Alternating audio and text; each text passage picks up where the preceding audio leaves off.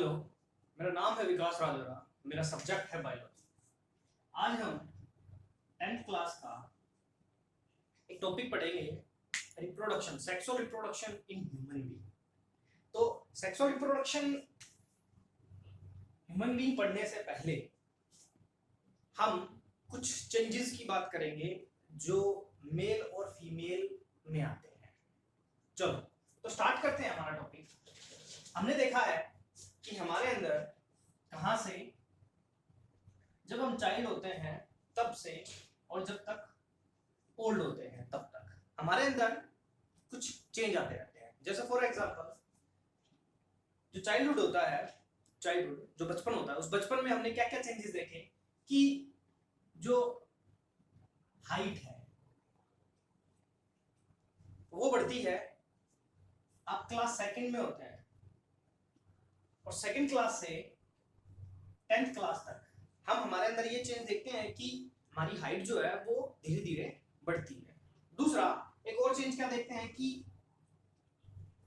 Teeth, हमारे milky teeth पहले आते हैं, फिर उसके बाद वो रिप्लेस हो जाते हैं परमानेंट टीथ से। तो ये क्या हुई? ये हुई हमारे अंदर एक नॉर्मल ग्रोथ का process.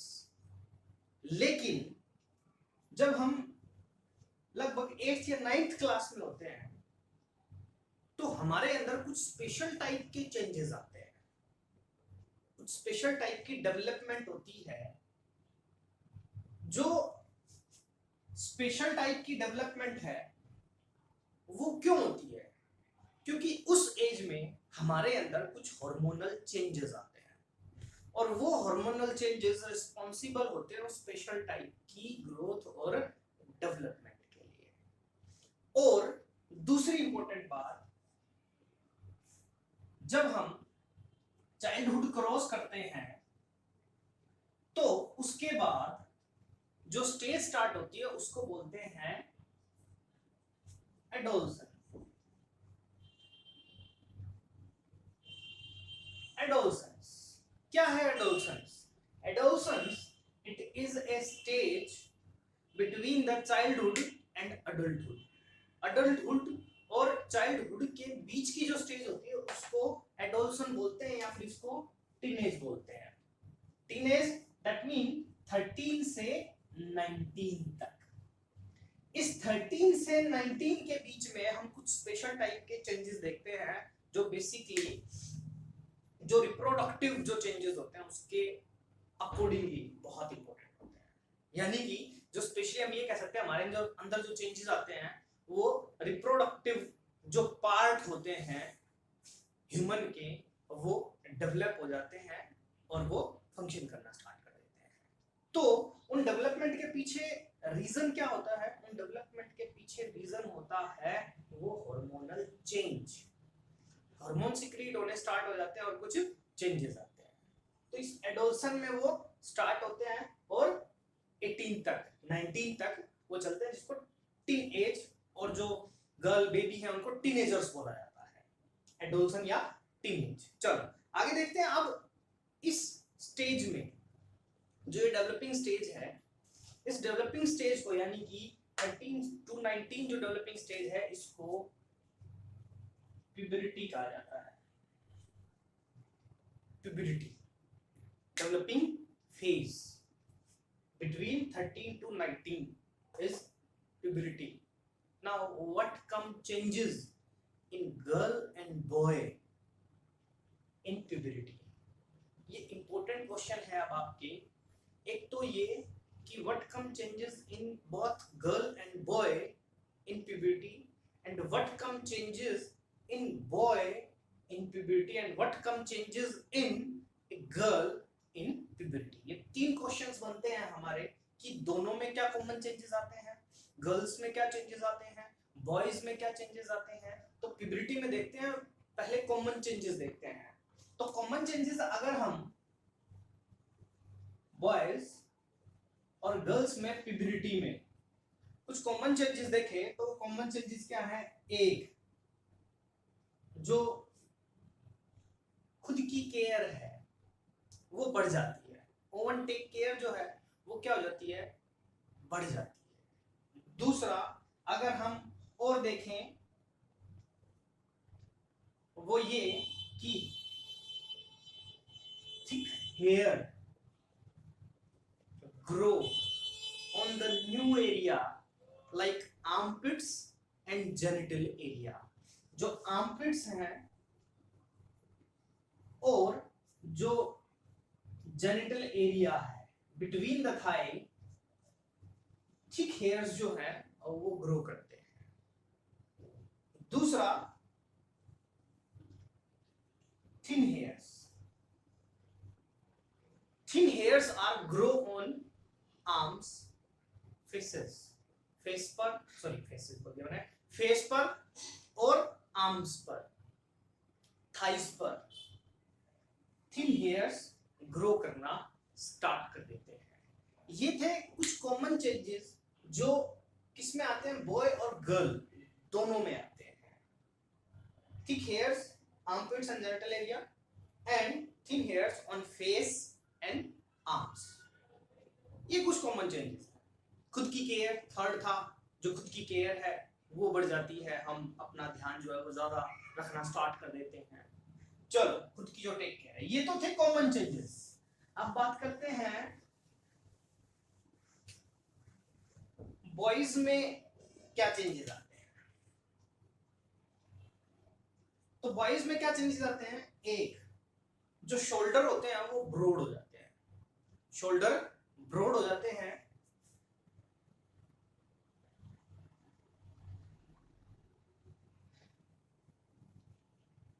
Broad shoulder.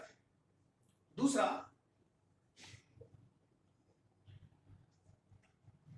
Penis enlarge. Penis enlarge हो जाता है. Third, the testes start to produce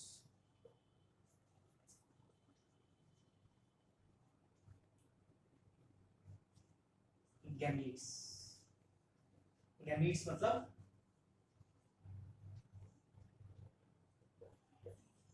sperm. ये कुछ चेंजेस आते हैं. इसके अलावा और भी कह सकते हैं हम कि दाढ़ी मूंछ है वो भी आनी स्टार्ट हो जाती है. वॉइस पिच जो है वो लो हो जाती है, मतलब मोटी आवाज हो जाती है. तो ये कुछ चेंज आते हैं बॉयज में. गर्ल्स में देखते हैं क्या चेंजेस आते हैं. अगर गर्ल्स की बात करें तो गर्ल्स में क्या चेंजेस आते हैं. First change, the menstruation cycle start. Menstruation cycle जो है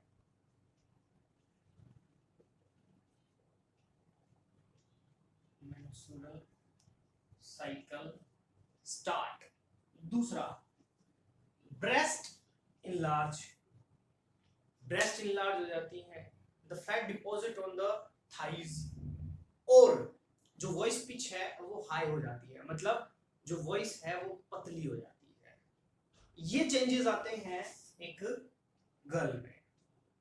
तो ये कुछ चेंजेस थे जो हमने अभी बात की, कॉमन चेंजेस, बॉयज में चेंजेस और गर्ल्स में चेंजेस ड्यूरिंग प्यूबर्टी या एडोलसन या टीनेज. अब बात करते हैं कि ये चेंजेस प्यूबर्टी में ही क्यों आते हैं. चलो देखते हैं. जो प्यूबर्टी है यानी कि जो रिप्रोडक्टिव डेवलपिंग फेज है, प्यूबर्टी जिसको हम बोल रहे हैं, किस एज में स्टार्ट होती है, गर्ल और बॉय में. तो गर्ल में ये जो प्यूबर्टी है ये स्टार्ट होती है 11 से 13 ईयर की स्टेज में. और अगर बॉयज में बात करें इस प्यूबर्टी की तो ये स्टार्ट होती है 12 से 15. ये मैंने 11 से 13, 12 से 15 जो लिखा है, इसका मतलब यही है कि सभी बॉयज और गर्ल्स में प्यूबर्टी स्टार्ट होने का जो टाइम होता है वो अलग अलग होता है. कुछ में ये जल्दी स्टार्ट हो जाती है प्यूबर्टी और कुछ में थोड़ा लेट स्टार्ट होती है. नेक्स्ट देखते हैं कि जो ये प्यूबर्टी स्टार्ट होती है इसके पीछे रीजन क्या होता है.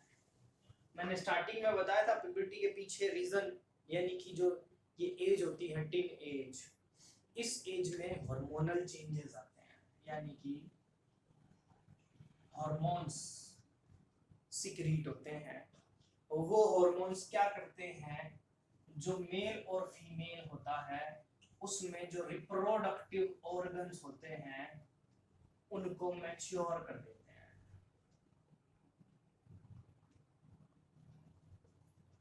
उनको मैच्योर, जो हॉर्मोन्स हैं वो गर्ल्स एंड बॉयज में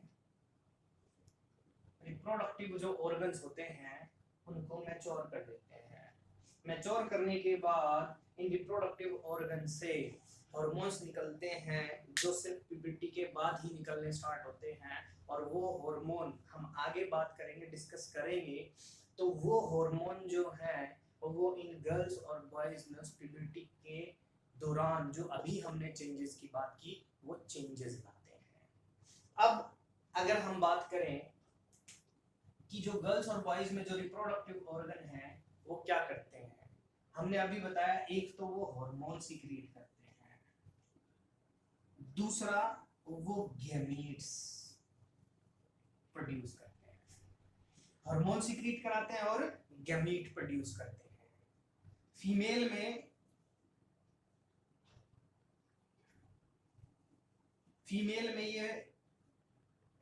में ये जो रिप्रोडक्टिव ऑर्गन है ये सीक्रेट करते हैं एग, यानी कि फीमेल गैमीट हो गया एग और मेल गैमीट हो गया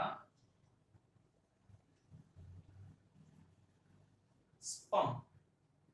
These sperm release into a female during mating और intercourse.